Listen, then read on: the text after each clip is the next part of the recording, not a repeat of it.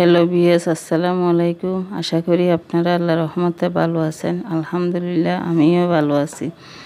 আমি আপনাদের জন্য নিয়ে এসেছি আজকে মুরগির হাড় দিয়ে বুটের ডালের ঝোল।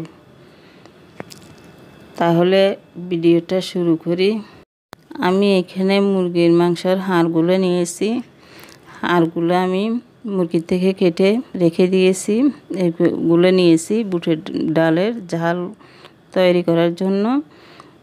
এখন আমি উপকরণগুলো দেখা দিয়েছি। 1 টেবিল চামচ হলুদের গুঁড়ো, 1 টেবিল চামচ মরিচের গুঁড়ো, 1 টেবিল চামচ ধনিয়া ও জিরের গুঁড়ো, তেজপাতা 2টা, কাঁচামরিচ 4-5টা, আধা টেবিল চামচ গরম মশলা, 1 টেবিল চামচ লবণ, আর এখানে আছে দারচিনি, এলাচ, গোলমরিচ। এখানে নিয়েছি পেঁয়াজ বাটা 2 টেবিল চামচ, আদা বাটা 1 টেবিল চামচ, রসুন বাটা 1 টেবিল চামচ। এখানে নিয়েছি পেঁয়াজ কুচি, রসুন কুচি, পেঁয়াজ কুচি 1 কাপের মতো। আমি এখন প্যানে তেল দিয়েছি। আমি ব্যবহার করেছি সরিষার তেল, আপনারা সয়াবিন তেলও ব্যবহার করতে পারবেন। আমি দিয়ে দিচ্ছি রসুন কুচি প্রথমে। এগুলোর ফ্লেভারটা বের হলে তারপরে দিয়ে দেব পেঁয়াজ কুচি। একটু নেড়ে চেড়ে ফ্লেভার বার করে নেব। এখানে দিয়ে দিচ্ছি তেজপাতা, এখন দিয়ে দিচ্ছি লবণ। এগুলো একটু নেড়ে ছেড়ে ভালোভাবে কষিয়ে নেব যেন এগুলোর ফ্লেভারটা বের হয়ে আসে। এখন আমি দিয়ে দিচ্ছি পেঁয়াজ কুচি। এগুলোকে ভালোভাবে নেড়ে ছেড়ে একটু কষিয়ে নেব।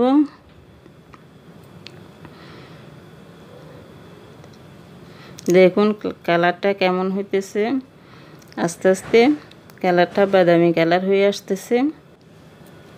আমার মশলাটা কষানো হয়ে গেছে। এখন আমি পেঁয়াজ বাটা, আদা বাটা এবং রসুন বাটাগুলো দিয়ে দিলাম। এগুলোকে ভালোভাবে নেড়ে ছেড়ে কষিয়ে নেব। এখানে এখন কোনো পানি দেব না, তেলের উপরে এগুলোকে ভালোভাবে কষিয়ে নেব। বেশি ভাজবো না, পেঁয়াজ যেন নরম হয় ওইভাবে, আর লেগে যেন না যায় এভাবে খেয়াল রাখতে হবে যেন মশলাটা কোনোভাবে লেগে না যায়। এখন আমি শুকনো উপকরণগুলো একসাথে দিয়ে দিচ্ছি। এগুলোকে একটু নেড়ে ছেড়ে দেব। উপকরণগুলো ভালোভাবে নেড়ে ছেড়ে নিব, তেলের সাথে মিশিয়ে নিব। সব মশলা একসাথে মিশিয়ে যেন নিচে লেগে না যায় ওইটা খেয়াল রাখতে হবে। ভালোভাবে নেড়ে দিতে হবে।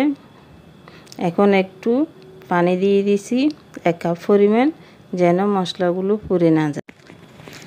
আমি মশলাগুলো নেড়ে ছেড়ে ভালোভাবে কষিয়ে নেব। মশলাগুলো ডাকবো না, নেড়ে নেড়ে আমি এগুলোকে ভালোভাবে কষিয়ে হাড়গুলো দিয়ে দেব। দেখুন আমার কষানো হয়ে গেছে। এখন আমি হাড়গুলো দিয়ে দিচ্ছি। হাড়গুলো দিয়ে আমি ভালোভাবে হাড়ের সাথে মশলার সাথে মিশিয়ে উলট পালট করে মিশিয়ে নেব। উল্টিয়ে পাল্টিয়ে ভালোভাবে মিশাবো, যেন হাড়ের সাথে সব মশলা মিশে যায়। এইভাবে মশলাটা ভালোভাবে মিশাইলে হাড়টা খেতে খুব মজা হয়, খুব ভালো হয়। এবার আমি দেখে দেব 5-6 মিনিটের জন্য। 5-6 মিনিট পরে আসি দেখব। আমি 5 মিনিট পরে ফিরে এসেছি। দেখি এগুলো কেমন হয়েছে। দেখুন মশলাগুলো একটু লেগে নাই, সবগুলো ঠিকঠাক মতো আছে। মাংসগুলো কালার হয়ে গেছে। এখন আমি মাংসগুলোকে উঠিয়ে নেব।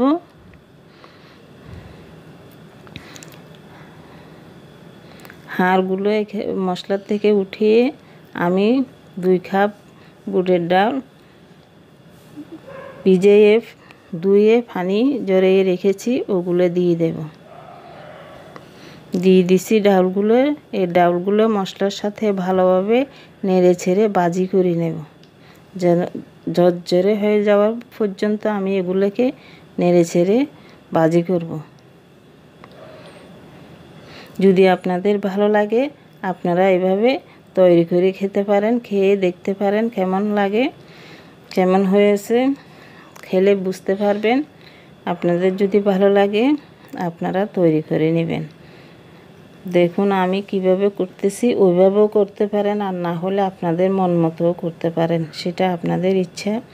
আমার ডালগুলো যদি রান্না ভালো লাগে তাহলে সাবস্ক্রাইব করবেন, পাশে থাকবেন।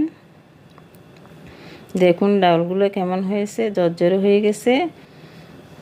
দেখুন আমার ডালগুলো কেমন হয়েছে, ঝরঝরে হয়েছে। এখন আমি এখানে গরম পানি দেব। গরম পানি দিয়েছি 4 কাপের মতো। এই পানিতে এগুলো সিদ্ধ করে নেব। গরম পানি দেওয়ার সাথে সাথে এগুলো নরম হয়ে যাবে। গরম পানি ব্যবহার করলে তাড়াতাড়ি সিদ্ধ হয়ে যায়। এখন আমি ঢেকে দিচ্ছি 10 মিনিটের জন্য। 10 মিনিট পরে এসেছি, দেখি কেমন হয়েছে। দেখেন পানি শুকিয়ে গেছে। এখন আমি এখানে হাড়গুলো দিয়ে দিলাম, দিয়ে নেড়ে চেড়ে আবারও একটু গরম পানি দিয়ে দেব। কয়েকটা টমেটো কুচি দিয়েছি। একটা টমেটোকে আমি 4-5 টুকরো করে নিয়েছি, ওই টমেটো কুচিগুলো দিয়ে দিয়েছি। এখন আমি আবারও গরম পানি দিয়েছি 2 কাপ পরিমাণ। এগুলো সিদ্ধ হওয়া পর্যন্ত একটু অপেক্ষা করব। একটু নেড়ে চেড়ে দিচ্ছি, দিয়ে আমি এখন রেখে দেব 10 মিনিটের জন্য। 10 মিনিট পর্যন্ত অপেক্ষা করব সিদ্ধ হওয়ার জন্য। সিদ্ধ না হলে আরও কিছুক্ষণ অপেক্ষা করতে হবে। দেখুন কেমন হয়েছে। আমি এখন ধনিয়া পাতা কুচি দিয়ে দিচ্ছি। আমার ডালগুলো সিদ্ধ হয়ে গেছে, আমি গরম পানি দেওয়াতে 10 মিনিটে সিদ্ধ হয়ে গেছে। এখন একটু রেখে দিয়ে আমি ডালগুলো নামিয়ে ফেলব। দেখুন আমার ডালগুলো কেমন হয়েছে। যদি আপনাদের ভালো লাগে তাহলে এইভাবে তৈরি করে খেতে পারেন। খুব একটা ভালো খেতে, খুব ইয়ামি হয় এইভাবে ডাল রান্না করলে। আপনাদেরকে আমি দেখাচ্ছি কেমন হয়েছে। দেখুন কালারটা কত সুন্দর হয়েছে। আপনারা যদি বাসায় তৈরি করেন, আপনাদের পরিবার ফ্যামিলি সবাই খেতে ভালোবাসবে, তাহলে আপনারা তৈরি করে খেতে পারেন। আজকের জন্য এখানেই বিদায় নিচ্ছি। ভালো থাকবেন, সুস্থ থাকবেন। আল্লাহ হাফেজ।